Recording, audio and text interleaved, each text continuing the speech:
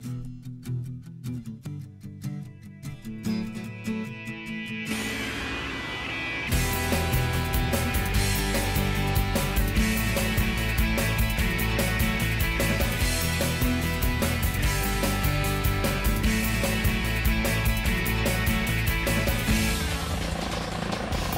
tonight's Really Are, a construction worker skews himself on a metre-long metal rod at a building site, and a handyman has to grin and bear it after a saw slips and slices his hand. All this and more tonight on the Really Are.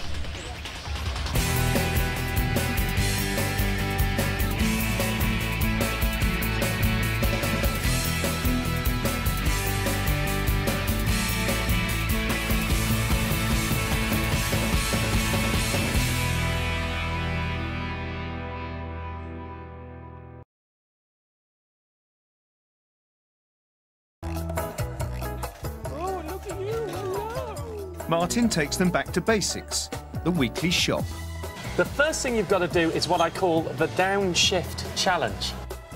And I want you to buy whatever you'd normally buy, except at every point, one brand lower than you would go. So if you'd buy Finest, you buy normal brand. If you buy normal brand, buy own brand. And we're going to see the price difference at the end. You two need to learn to discuss and communicate your money better with each other. Which is why we're going to do this exercise in handcuffs. 20 minutes, go! The fruit is fruit, really, isn't it? Value strawberries, value beetroot, tomatoes. Any value ones?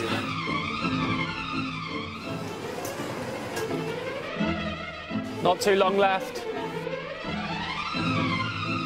It's Heinz beans or it's the end of the marriage otherwise. Think about your daughter's future, come on. 1 minute 30. So that's cheaper. Value pork. I think it's time for me to say time's up. I couldn't let you stop you before you got your beer, come on. The bill comes to £51. By dropping down a brand level, the Lears have saved £24. That's £1,250 a year. Next, the scary credit cards. Martin wants Rachel to pay them off by using money they've borrowed via the remortgage for the extension. If you did need to borrow back later and you were in an emergency, you still have the credit cards. I'm not going to tell you to cut these up. Just get rid of these debts. By paying off the credit cards, the Lears will save £1,000 a year on interest. Right.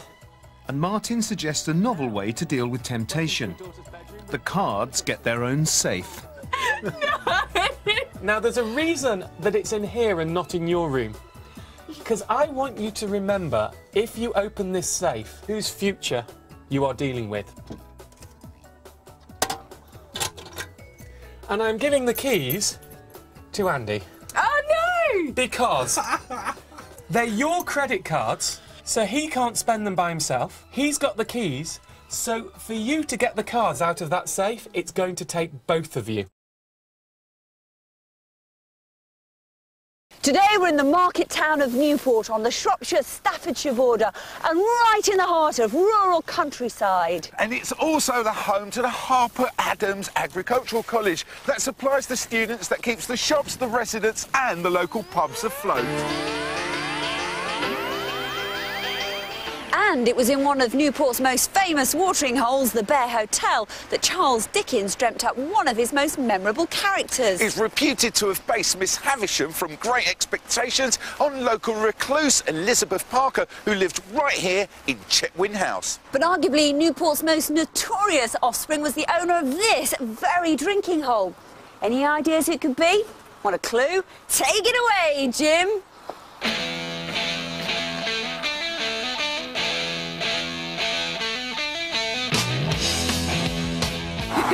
Yes, Ozzy Osbourne, lead singer of Black Sabbath, he owned this wine bar and apparently he drove his tank down this very street.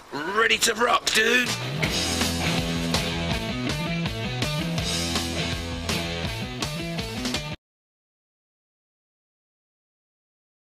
Even something as simple as cleaning the paintwork can make a big difference. But there's still one area where we've yet to perfect our tidying up skills. I feel the one thing that makes this room look really small is the amount of furniture Jenny's got going on in here. By the way, that is not a cat.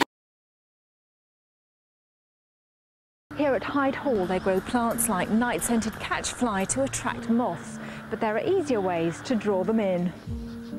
The RHS has called in moth expert Paul Harris because it's not just the plants that are recorded in this conservation project. The wildlife's being catalogued too. We've had a couple of moths actually arrived on the sheet so far. There's a couple in the trap. How many different types of moth would you expect to find here tonight? Hopefully we should get about 20 species. If we get more than that, it'll be a very good night. As a new moth habitat, the meadow's better than they'd hoped, and Paul's identified 27 different species, some quite special. Do you remember last week Shauna Lowry went with ambulance driver Katie Smith to rouse a sleeping stray ferret? It needed to be brought in to see vet Stan McCaskey to have loads of ticks removed. Well, within a matter of days, the ferret was ready to be taken to a rehoming centre. This week we followed its trail to Essex, where Shauna went to meet Wendy Brett, who runs the centre, and to see the ferret settle in. Oh my goodness, how many have you got? Oh, I don't know, about 45 or something like that. I haven't counted them lately. The most we've ever had was 72. Well, that was quite a lot. 72? 72 was the most we had. So they're all very sociable, yes, I presume? yes.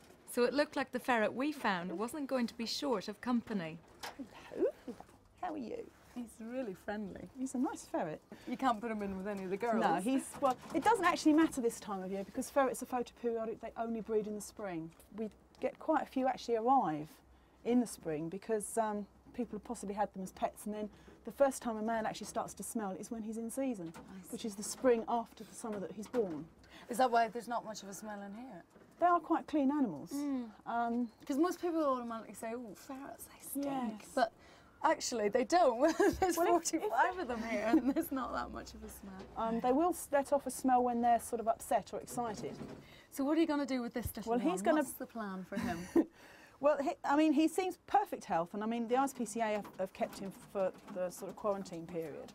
So, I mean, he can go straight into sort of cage number 6, which is what we'll do with him, and then he'll have his tea later. While we left the ferret to get used to his new surroundings, I went to meet some of the younger members in Wendy's family. Oh, look, babies. Oh. They do bite. Well, they have to learn not, I mean, puppies and kittens will do that, and they have to learn not to do it, so you just say no.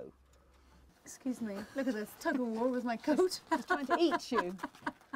And have you always had them as pets since you were a little child? I mean, I've had ferrets since I was 14. Right. My father brought one home and I got to look after it. And that's what got you into this?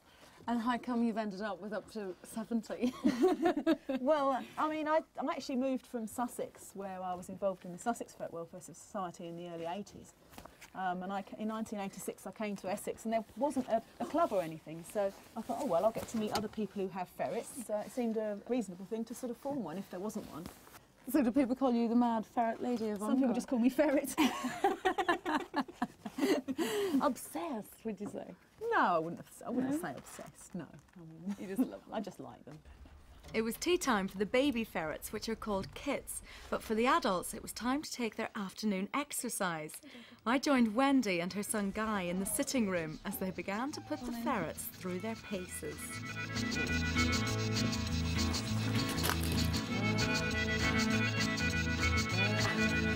Each of the 20 adults takes at least 30 minutes to stretch their legs and have as many turns as they like along the homemade tunnels.